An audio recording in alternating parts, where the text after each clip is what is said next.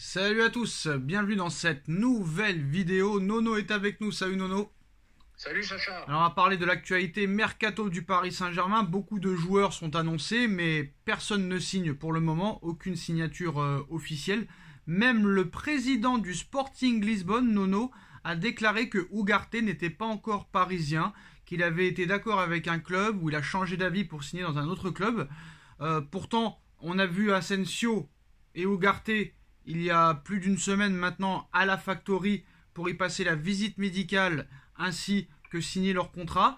Mais d'après le président du Sporting, Ugarte n'est pas encore un joueur du Paris Saint-Germain selon le président du Sporting. Alors, je le cite, Ugarte n'est pas un joueur du Paris Saint-Germain, c'est un joueur du Sporting à l'heure où on parle, déclare le président du Sporting. Il rajoute, Ugarte a 95% de chances de partir dans l'un des deux grands clubs européens ayant payé sa clause libératoire. Il a d'abord opté pour l'un d'entre eux, puis il a changé d'avis pour l'autre. Très clairement, c'est assez bizarre cette déclaration, non? Ah ben plus que bizarre, moi j'y comprends. Je vais t'avouer franchement Sacha, j'y comprends plus rien. Toujours des dossiers extrêmement compliqués. Il n'y a rien qui avance, pas d'entraîneur et on recrute, mais c'est pas fait. Donc très très compliqué. Il y a que chez nous qu'on voit ça. Une petite parenthèse entre un club qui travaille bien et un club qui travaille mal. Et ben il y a City qui vient d'acheter Kovacic pour 40 millions d'euros. Très très très bon milieu. Voilà un club qui travaille bien. Et voilà l'exemple à suivre, tout simplement. Ouais, mais il est un peu bête, le président, il dit qu'il va partir à 95%. On sait très bien que ça va être à Paris vu qu'on l'a vu à la Factory, donc c'est assez bizarre quand même. Oui, c'est plus que bizarre, mais il y a toujours une histoire d'argent en dessous, il y a des histoires de commission, voilà quoi, c'est tout. Ce qui est très bizarre, Nono, aussi, c'est que Asensio et Ugarte sont venus à la Factory, ils ont passé la visite médicale, ils ont signé leur contrat, et pourquoi le PSG n'a pas officialisé avant de les laisser partir en vacances? Une officialisation, ça dure quelques minutes, tu prends une photo avec le maillot, c'est terminé. Bizarre quand même. Eh ben oui, c'est plus que bizarre, mais moi je vais te dire, c'est bizarre et c'est simple malgré tout.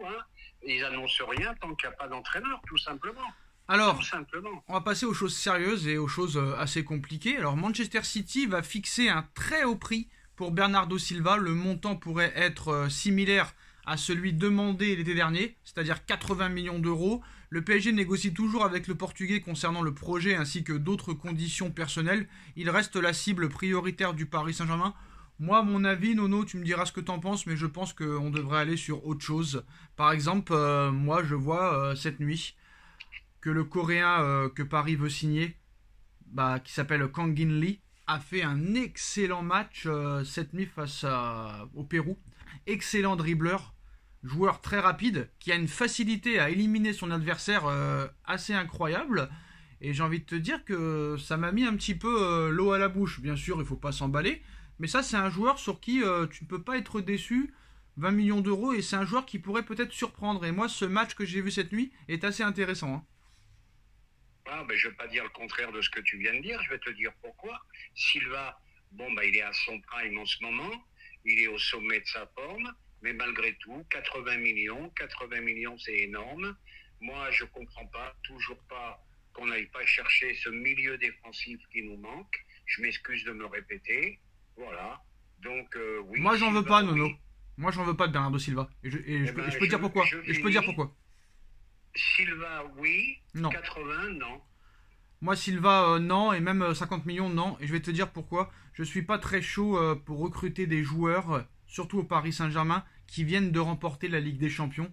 Parce qu'après, ils vont arriver à Paris et ils n'auront plus aucune motivation, sachant qu'ils l'ont gagné un an avant. Et vu comment ça se passe en Arabie Saoudite, ils savent que leur carrière finira sûrement en Arabie Saoudite. Et quand tu vois les bars parisiens, tout ça et tout, Manchester, c'est pas pareil que Paris, Nono, attention. Parce que vous me comparez des fois, les mecs qui étaient à Milan, ils venaient à Paris, Barcelone, Paris, c'est un peu pareil que Paris. Mais à Manchester, il n'y a vraiment rien à faire. Si Bernardo Silva part de Manchester pour arriver à Paris, là, très clairement, c'est plus la même chose. Et moi, franchement, j'irais sur autre chose. Je ne suis pas pour prendre des joueurs qui ont gagné avec des champions la même année. Ils ne trouvent plus aucune motivation. Silva, j'en veux pas, Nono. Je suis pas loin de penser comme toi. Bon, je vais pas renier que c'est un très grand joueur, mais comme tu as dit, effectivement, Paris, c'est pas Manchester, c'est sûr, c'est sûr. Il y a d'autres activités à Paris qu'il n'y a pas là-bas. Bon, ben maintenant, le joueur me paraît professionnel. Il me paraît capable de résister à tout ce qui peut y avoir, pardon, à Paris. Mais moi, je suis pour recruter des jeunes qu'on faim, recruter des jeunes qui viennent parce que Paris, c'est leur premier choix. J'en ai marre d'entendre je veux aller à Barcelone, mais finalement, je finis à Paris. Ça me gonfle énormément. Alors, le Bayern ne paiera pas les 100 millions d'euros demandés par Francfort, tout comme Manchester United et bien sûr le dindon de la farce. Le dindon de la farce pourrait être le Paris Saint-Germain. Le PSG est le club qui fait le plus d'efforts pour récupérer Kolo Muani. Son arrivée à Paris pourrait être plus probable qu'au Bayern ou qu'à Manchester.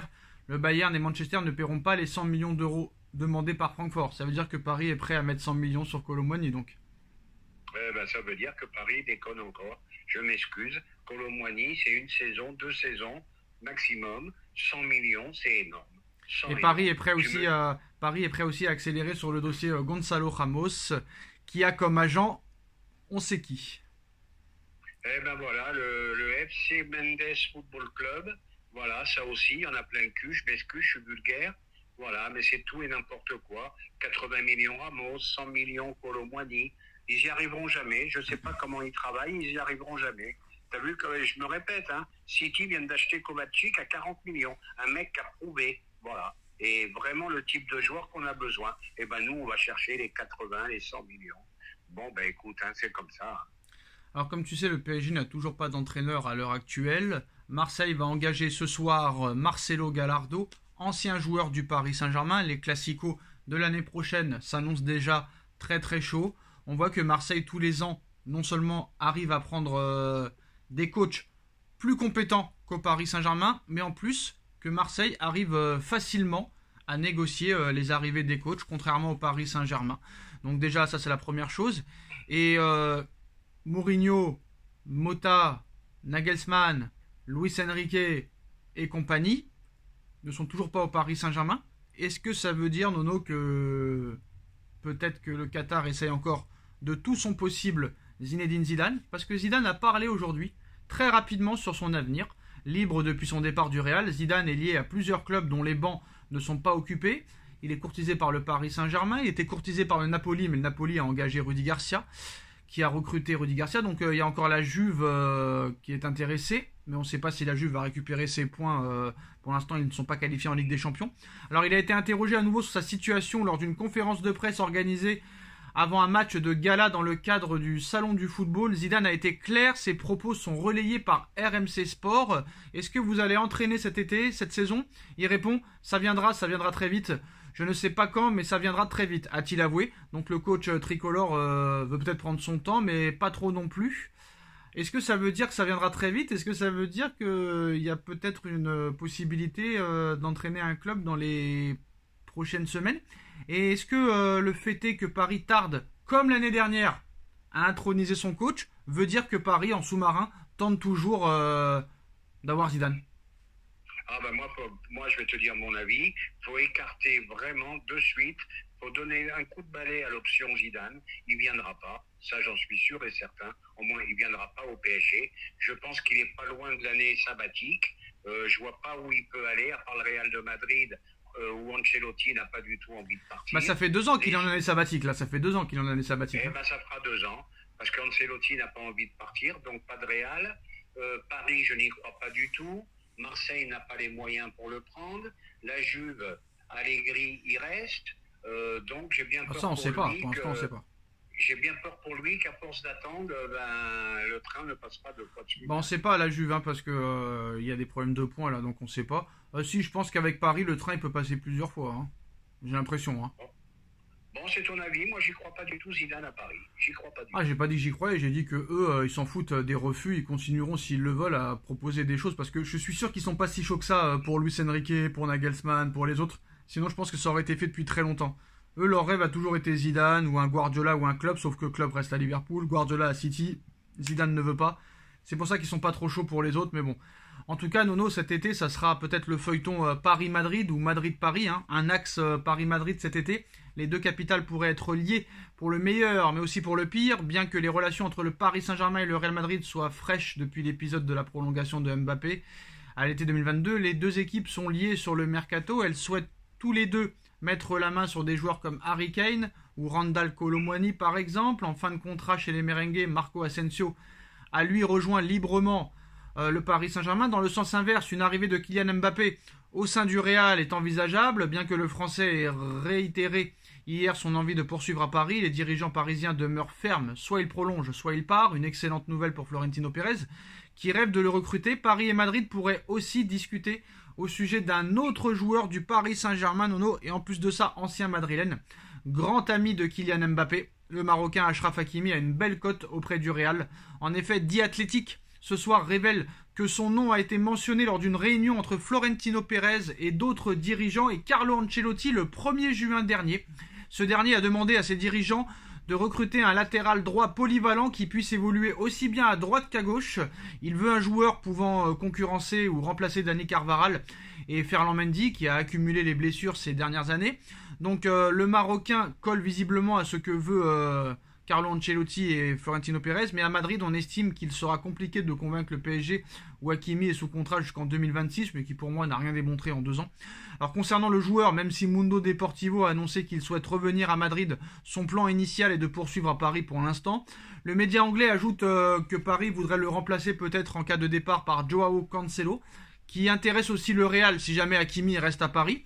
Mais comme pour Hakimi, les Merengues estiment que cette piste est difficile, bien que Manchester City souhaite vendre le joueur cet été. Le prix demandé est jugé élevé. Son âge et sa valeur future ont aussi posé problème au bord madrilène.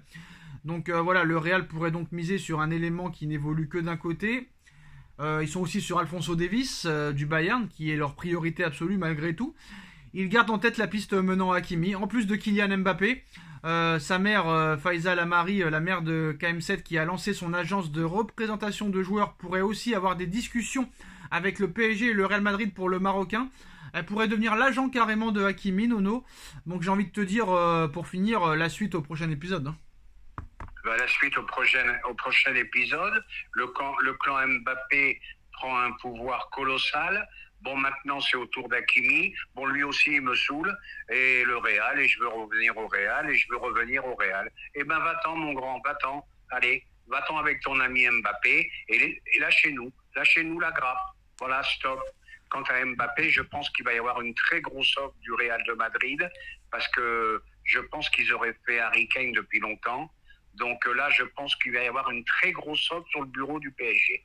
Et Mbappé apparemment a été énervé du recrutement du Real de Jude Bellingham. Il aurait demandé aux dirigeants parisiens de recruter Jude Bellingham, mais malheureusement Jude Bellingham, quoi qu'il en soit, ne voulait que le Real Madrid. Donc c'est problématique et compliqué. Oui, puis ça y est, Mbappé, tu veux quoi? Tu veux tout? Maintenant, tu es le recruteur, directeur sportif, entraîneur. Non, mais faut arrêter. Moi, j'ai pas souvenir d'un joueur qui ait fait autant de trucs que Mbappé. Hein. Moi, j'ai pas souvenir d'un bordel pareil. Non, le pire, Nono, le pire, c'est la conférence de presse d'hier, où le mec, devant le monde entier, en conférence de presse, hein, te dit qu'il prolongera pas, te dit qu'il va partir en 2024, que pour l'instant, il n'a pas d'autre option que de quitter, que de partir, que de rester à Paris. Le mec, il fait ça devant ses dirigeants, qui regardent ça. Comment ils doivent prendre ça, Paris? Tu te rends compte? En conférence de presse, le mec te confirme. Il te confirme tout. Moi, je comprends pas qu'ils montrent pas leur couille, les dirigeants. Moi, je sais pas. Moi, je le mets dans le loft, moi. Moi, je te dis comment je fais les choses. Hein. Moi, je lui dirais, écoute bien, mon pote. Soit tu t'en vas, il nous donne 200 patates et je te laisse partir. Si tu pars pas, si tu veux rester l'année prochaine, eh ben, tu vas rester dans le loft. Malheureusement, ils le feront pas, Nono. Ils le payent 6 millions d'euros par mois, plus des primes de 50 millions l'été. Donc, c'est mort. Bah oui, c'est sûr que le loft à ce prix-là, ça ferait très très cher. Mais espérons qu'il y a une offre qui arrive, parce que hier, il nous a vraiment pris pour des truffes. N'ayons pas peur des mots, pour des truffes.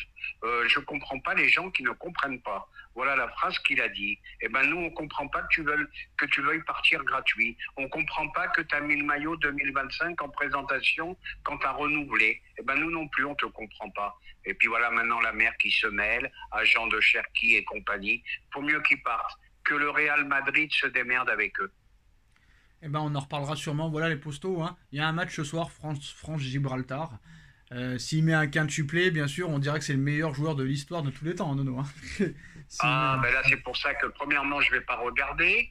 Deuxièmement, tu peux avoir un triplé, un quadruplé de Mbappé comme en Coupe de France, et tu vas avoir les guignols de l'équipe du soir qui vont s'enthousiasmer de faire un quadruplé contre une équipe. Je sais même pas si c'est des professionnels, je sais même pas si c'est pas des gens qui travaillent. Enfin bref, bon courage à ceux qui vont regarder. Il va se jouer où le match? Bah, c'est en France, je crois. Hein. C'est pas au Stade de France, non? Bah, aucune idée. Voilà, j'ai un petit trou, là, je sais pas où il va avoir lieu, mais tu es sûr que tu vas avoir un stade plein, même contre Gibraltar. Il y a des choses quand même qui me surprennent dans le ballon. Et ben voilà les postos, c'est la fin de cette vidéo. Dites-nous en commentaire ce que vous en pensez. On like, on partage, on commente, on s'abonne. Et on se retrouve très vite pour une nouvelle vidéo. Merci Nono, merci à tous. Tchuss. Merci Sacha.